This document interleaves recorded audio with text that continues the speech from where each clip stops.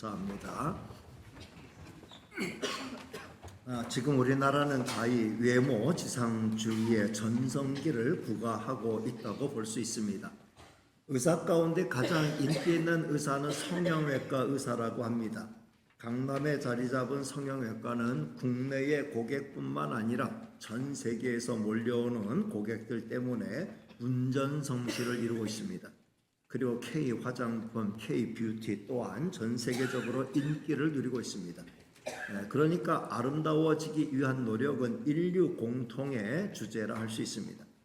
그리고 헬스클럽 또한 건강한 몸을 만들기 위한 목적이기보다는 멋진 몸매를 뽐내기 위한 목적으로 상황을 이루고 있습니다. 어떨 때는 주객이 전도되는 경우도 있습니다. 멋진 몸매를 만들기 위해서 실제로 몸에 해로운 행위도 마다하지 않는 것입니다. 이렇듯 예쁜 얼굴을 가꾸고 멋진 몸매를 유지하고픈 마음은 남녀노소를 막론하고 모든 세대와 전 세계 사람의 공통된 마음이라고 할 수 있습니다.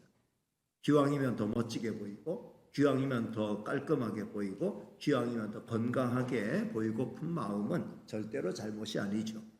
근데 그것이 속빈 강정이 되면 안 됩니다.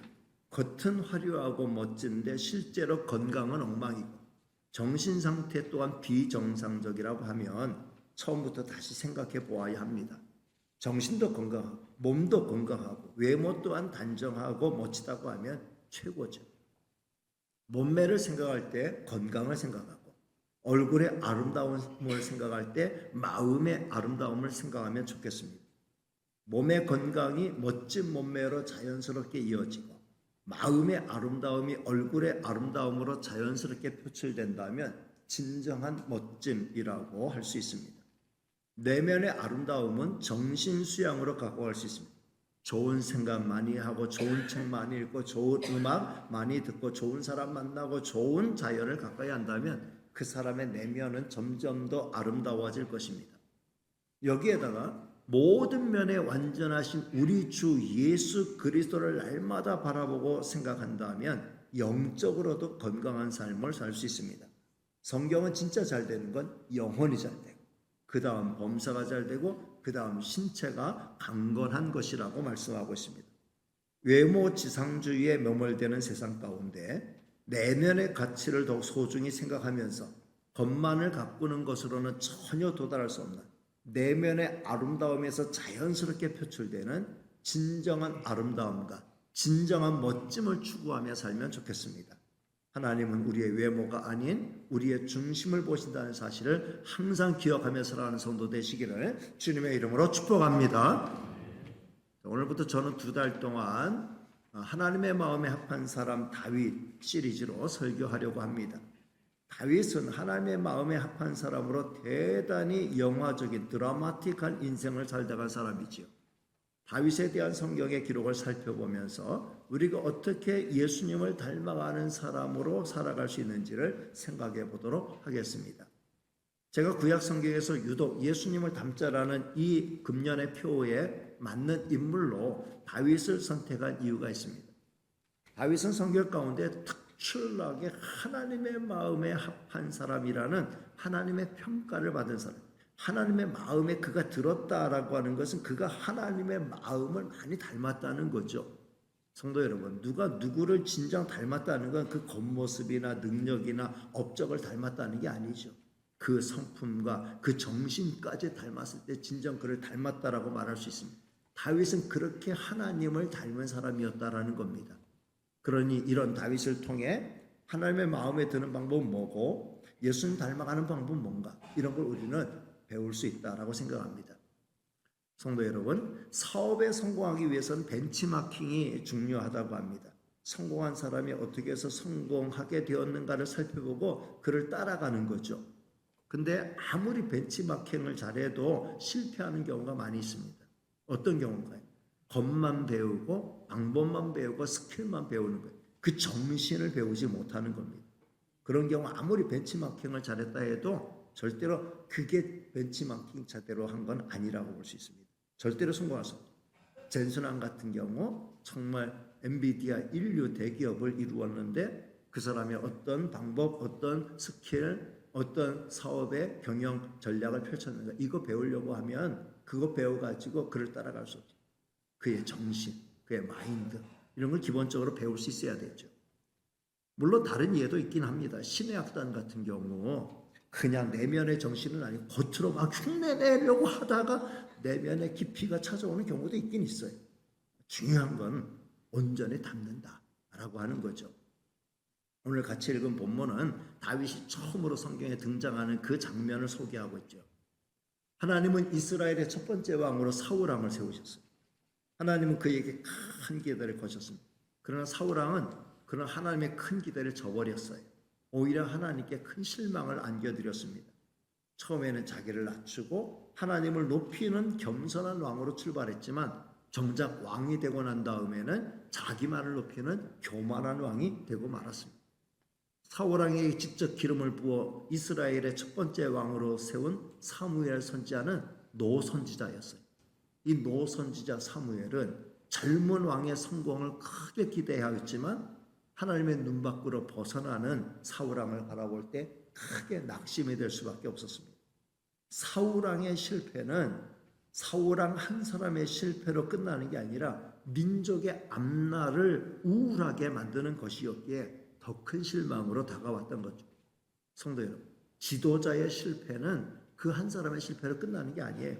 나라와 민족 전체의 실패로 이어질 가능성이 많아요. 그러니까 성경은 함부로 지도자가 되려고 하지 말라고 경고합니다. 정말 사명을 알고 충성스럽게 감당할 사람이 제자리에 앉아야 돼요. 그래야 그나마 잘 될 수 있는 것입니다. 하나님은 앞날을 걱정하면서, 나라의 앞날을 걱정하면서 큰 시름에 잠겨있는 사무엘 선지자에게 희망의 메시지를 던져주셨습니다. 사울왕의 뒤를 이어 이스라엘의 왕이 될 좋은 사람을 찾았다는 거예요.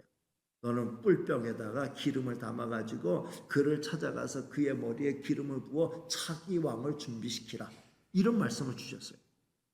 사무엘은 당장 지금 사울왕이 자기를 불꽃 같은 눈으로 살피고 있거든요. 이 사무엘이 또 다른 사람 찾아다 기름 붓는 건 아닌가 예의주시하고 있는 상황이라 제가 함부로 움직일 수가 없습니다. 그렇게 하나님께 말하니까 하나님께서 사무엘에게 지혜를 주시기를 제사 드리러 간다라고 말하고 베들레헴 성으로 방문해라, 이렇게 말씀한 거예요. 근데 그건 거짓이 아니고 사실이었어요. 베들레헴에 당도한 사무엘은 성읍의 장로들을 청하고 이새와 이새의 아들들을 같이 청하여서 제사를 드렸습니다. 그리고 식사하기 전에 하나님이 정하신 사람의 머리에 기름 부으는 이제 그 절차를 진행하기로 한 것입니다. 가장 먼저 이새의 장남인 엘리압이 다가왔습니다. 엘리압이 사무엘 앞으로 다가오는 순간 사무엘은 감탄했어요. 이야, 사울왕과 비교해서 조금 더 외적으로 손색이 없는 기골장대하면서도 멋짐이 뿜뿜 풍겨나는 그런 청년이었어요. 사무엘은 바로 이 사람이구나, 여호와의 기름 부을 자가 바로 여기 있구나 하면서 자기가 준비한 그 뿔병을 꺼내가지고 그래서 기름 부으려고 했습니다. 사무엘의 판단 기준으로 보았을 때 이 청년은 어느 것 하나 나무랄 것이 없는 멋진 청년이었습니다. 외모로 판단했을 때 이스라엘 가운데 이런 청년이 숨어 있었다라고 하는 건 하나님의 축복이다, 이렇게 생각했던 거예요. 그는 엘리압에게 기름 부으려고 했어요. 크게 감탄하면서 하나님께 감사기도 올렸어요. 기쁜 마음으로 부으려는 순간 하나님께서 이 사무엘의 손목을 잡으셨어요.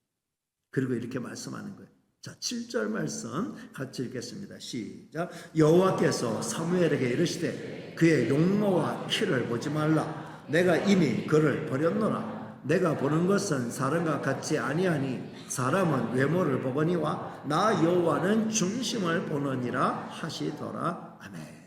이새의 장남은 키도 크고 얼굴도 잘생긴 훈남이었어요.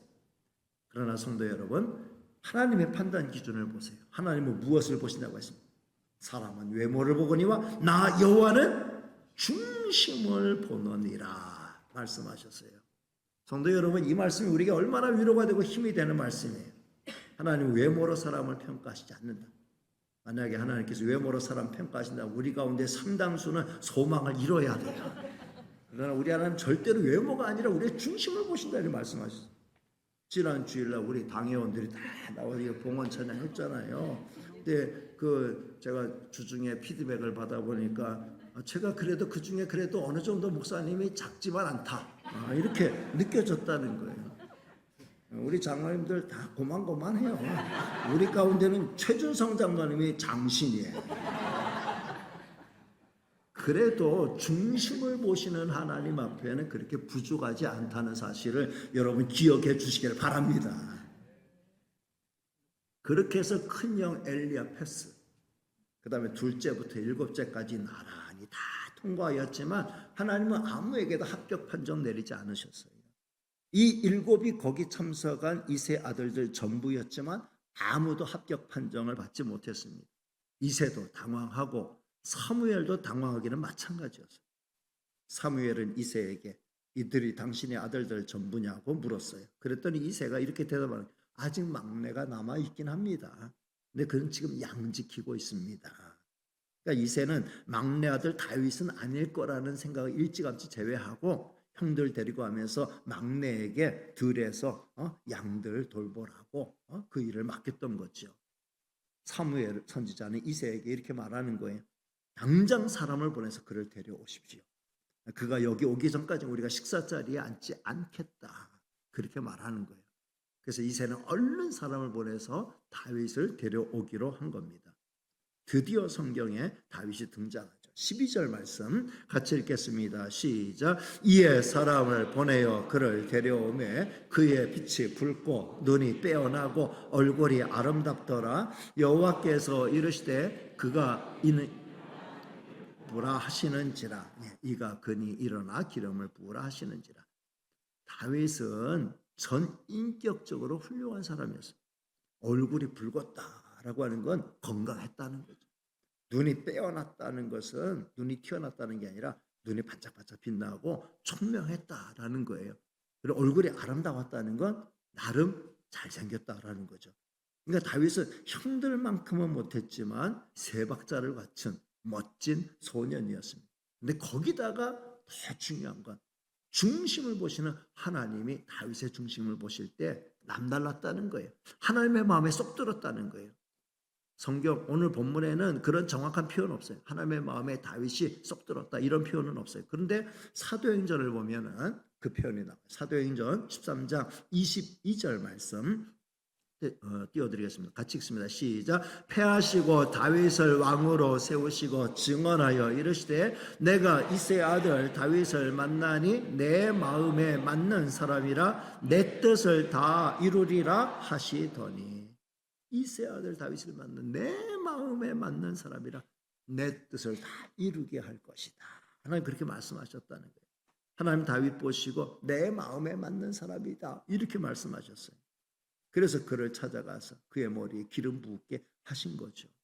다윗의 머리에 기름이 부어진 순간 다윗은 교만해진 게 아니라 성령이 그의 안에 강력하게 임하게 되었어요. 그리고 그는 더 든든히 서나가게 되었습니다. 자, 13절 말씀 같이 읽겠습니다. 시작. 사무엘이 기름 뿔병을 가져다가 그의 형제 중에서 그에게 부었더니 이날 이후로 다윗이 여호와의 영에게 크게 감동되니라. 사무엘이 떠나서 라마로 가니라. 다윗은 성령의 감동을 받았고 성령의 감동을 따라 살아가게 되었다. 성령은 예수의 영, 하나님의 영이잖아요. 성령으로 충만하며 하나님의 마음, 예수님의 마음을 품게 되고 그 결과 하나님을 닮은 사람, 예수님 닮은 사람이 되는 거예요. 여러분, 하나님의 마음에 드는 사람, 하나님 닮는 사람, 예수님의 마음에 드는 사람, 예수님의 마음에 닮는 사람은 우리의 노력의 결과가 아니라 그만큼 내가 얼마나 성령님께 나를 온전히 맡겼느냐, 성패가 갈라지게 되는 거죠. 다윗은 이미 하나님의 마음에 합한 사람이었지만 계속 성령으로 충만해지면서 더욱 하나님의 사람으로 든든하게 세워져 갔다라고 말씀합니다. 자, 그렇다면 성도 여러분, 이쯤에서 우리가 한번 질문해 볼 수 있죠. 자, 다윗은 하나님께 어떤 중심을 보였던 것일까? 하나님은 다윗의 마음에서 어떤 마음을 읽어내셨던 것일까? 그래서 내 마음에 합한 사람이라고 말씀하는 것일까? 오늘 성경을 아무리 눈 씻고 봐도 다윗의 마음이 어땠다라고 하는 걸 찾아볼 수 없어요. 근데 저는 다윗이 지금 목동이었다 그랬잖아요.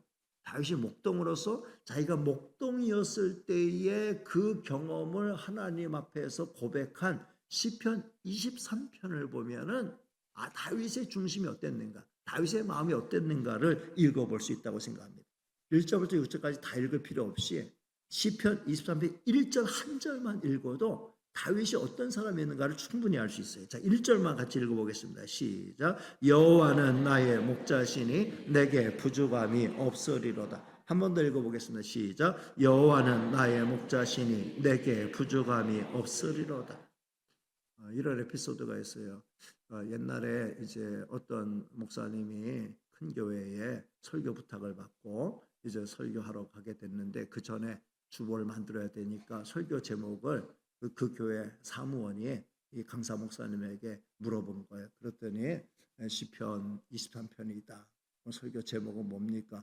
여호와는 나의 목자시니 내게 부족함이 없으리로다. 그러면 다 됐지. 그랬더니 그걸 그대로 받아준 거예요. 설교 제목 여호와는 나의 목자시니 내게 부족함이 없으리로다. 그러면 다 됐지. 그게 설교 제목. 근데 정말 그 설교 제목이야말로 거기에 진짜 설교가 다 들어요. 여호와는 나의 목자시니 내게 부족함이 없으리. 그거만 충분하다. 그럼 다 됐다. 이게 다윗의 고백이에요. 내게 부족함이 없다. 하나님 나의 목자니 내게 부족함이 없다. 만족하다는 거. 하나님 한 분이면 충분하다는 거죠. 다시 말하면 다른 거 다 없어도 하나님만 계시면 됩니다. 이게 다윗의 마음. 여러분, 누가 여러분에게 나는 당신 한 분이면 족합니다. 다른 다 필요 없어요. 당신 하나면 돼요.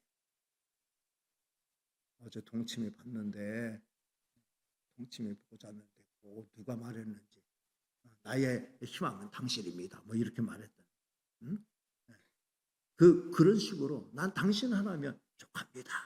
이렇게 말한다고 하면은 그러면 여러분 그게 얼마나 그 듣는 사람의 마음에 감동이 되겠어요. 다른 거 다 필요 없어. 난 당신 하나면 좋게. 그 말을 듣는 그 사람은 그렇게 말하는 사람이 얼마나 마음에 들지 않겠어요? 여러분 하나님도 마찬가지. 누구도 그런 말 한 사람이 없습니다. 다윗이 소년 다윗이 저는 하나님 제 목자인 것 때문에 너무 행복해요. 너무 해피해요. 저는 하나님 내 목자인 거 이거 하나만으로 나는 만족해요. 만족해. 하나님으로만 난 만족합니다. 이렇게 고백한 거예요. 그러니까 그런 다윗이 하나님의 마음에 안 들 수 없죠. 여러분 하나님이 어떤 사람 기뻐하시겠어요? 하나님으로 만족합니다. 나 하나님이면 충분해. 나 하나님 한 분이면 다예요. 그러면서 하나님 사랑하고 하나님의 품에 안기는 사람, 하나님 찾는 사람, 하나님을 의지하고 하나님께 기도하고 하나님 사랑하고 하나님 찾는 사람, 이런 사람 하나님이 기뻐하시지 않겠어요? 지난 3일 기도회 때 고라자손의 시 시편 43편 4절 말씀 보니까 고라자손이 하나님을 표현할 때 이렇게 표현해요. 나의 큰 기쁨의 하나님, 나의 큰 기쁨의 하나님. 하나님은 나의 큰 기쁨이십니다. 돈이 많이 생겨서 기쁘고 건강해서 기쁘고 자녀들 잘 돼서 기쁘고 사업 번창해서 기쁘고 내 소망하던 것들이 하나 이루어 기쁘고 그게 아니고 하나님이 나의 큰 기쁨입니다. 이렇게 고백했어요. 여러분 하나님이 저와 여러분의 큰 기쁨입니다. 하나님은 한 분이면 됩니다. 하나님 한 분이면 다 됩니다. 하나님 한 분으로 난 만족해 충분히 만족해요. 다른 거 바라지 않아요. 이런 마음으로 나간다고 하면은 하나님은 저와 여러분도 마음에 들어 하실 줄로 믿습니다. 다윗이 하나님의 마음에 든 게 그거예요. 그러니까 저는 오늘 말씀을 통해 다음 이거 한 가지만 꼭 기억하고 돌아가길 바랍니다. 오늘 따라할 거 딱 하나예요. 세 가지가 아니에요. 딱 하나. 하나님 안에서 만족한 삶을 살아가자. 따라합니다. 하나님 안에서 만족한 삶을 살아가자. 한 번 더 합니다. 하나님 안에서 만족한 삶을 살아가자. 하나님 안에서 만족한 삶을 살아가는 성도 되시길 바랍니다. 지금은 불만족이 팽배한 세상이에요. 외모 지상주의를 추구하는 게 뭐예요? 자기 외모에 불만족이 있는 거예요. 행복하지 못한 삶 살아가는 거 불만족 때문에 그런 거예요. 다른 사람을 향해 비난, 비방, 욕을 달고 사는 거 불만족이 나를 지배하고 있기 때문이에요. 하나님 안에서 만족한 삶을 살아가는 성도는 행복해요. 다윗이 그렇게 행복했던 거예요. 푸른 초장, 쉴만한 물가로 인도해 주신다. 행복합니다. 하나님의 이름을 위해서 나를 의의 길로 인도해 주시나 행복합니다. 사망의 음침한 골짜기를 통과하게 된다 할지라도 주의 지팡이와 막대기로 나를 안위하여 주시나 행복합니다. 나를 마침내 영원한 천국 주님이 베푸실 잔치자리까지 나를 이끌어 주시니 나 행복합니다. 이렇게 노래했던 거예요. 오늘 저와 여러분도 하나님 안에서 이런 만족함을 누리며 행복하게 살아가는 성도가 되시길 바랍니다. 그러면 그게 내 행복이면서 하나님의 기쁨이 되는 거예요. 그리고 하나님이 그런 사람을 마음에 들어 하시고, 하나님 그런 사람 어떻게 사용할까, 어떻게 나를 위해서 훌륭한 도구로 쓸까, 하나님이 그 사람의 미래를 계획해 주시는 거예요. 주 안에서 참된 만족 누리며 사는 다윗처럼 살아가는 성도 되시길 바랍니다. 다윗은 지금 하나님 앞에서 하나님 찬양하고 그 은혜를 찬양하는 걸 큰 기쁨으로, 하나님으로 만족하니까 하나님께 찬송이 막 저절로 찬송, 하나님을 찬송하는 게 그냥 우러러서 큰 기쁨에 하나님께 내 마음을 다해서 난 찬미합니다. 난 찬송할 때 기뻤어요. 그는 악기를 연주하면서 양을 치다가도 틈틈이 악기를 연주하고, 그 다음에 악기만 연주하는 싱어송라이터예요. 가사도 하나님은 내 목자십니까? 난 부족하고 없습니다. 그냥 가사를 만들어서 그래서 막 찬양하는 거예요. 그래서 시편은 그의 간증 섞인 찬양, 그런 노래들로 가득 차 있어요. 또 그는 어렵고 힘들 때마다 하나님만 찾았어요. 하나님 내 목자니까 힘들고 어려운 일이 있으면 하나님만 찾아가요. 다른 거 찾아가자. 다른 목자 찾아가지 않았어요. 하나님만 찾아갔어요. 다른 데 기웃거리지 않았어요. 그게 기도예요. 기도. 하나님 앞에 집중하는 기도, 하나님만 찾는 기도. 다윗의 주특기는 힘들고 어려울 때 하나님 품 파고들기, 하나님 찾아서 하나님께 소망 두고 기도하기. 다윗은 시도 때도 없이 기도했어요. 그때마다 하나님의 도우심을 피부적으로 느낄 수 있었어요. 그가 올린 눈물의 기도는 다시 감사와 기쁨의 찬양으로 바뀌게 되는 경우가 늘 있었어요. 그는 늘 하나님의 말씀에 귀를 기울이고 하나님의 음성에 귀를 기울이고 그를 따라갔어요. 성경이죠. 그냥 다윗의 삶은 하나님을 만족한 그 삶은 하나님께 찬송, 하나님께 기도하고 그 말씀에 순종하고 그 말씀 경청하고 그 말씀 따르는 삶으로 이어졌다라는 겁니다. 그러니 행복할 수밖에 없고, 그러니 하나님의 마음에 들 수밖에 없고, 하나님이 책임지고 인도하시니 형통할 수밖에 없었다라는 거죠. 성도 여러분, 나는 하나님 안에 있습니다. 저와 여러분 하나님 안에 있음을 믿으시길 바랍니다. 그러면서 다윗처럼 행복하게 살아가는 성도 되시길 바랍니다. 저는 솔직히 그런 행복이 있어요.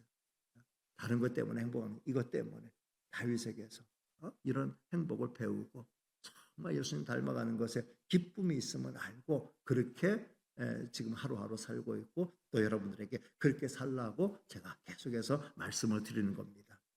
다윗처럼 우리 마음을 그렇게 할 때 하나님께서 우리를 하나님의 마음에 들어 하시면서 하나님의 뜻 이루는 도구로 써주실 줄로 믿습니다. 이런 은혜가 있기를 주님의 이름으로 축복합니다. 찬양하고 기도하도록 하겠습니다. 찬송가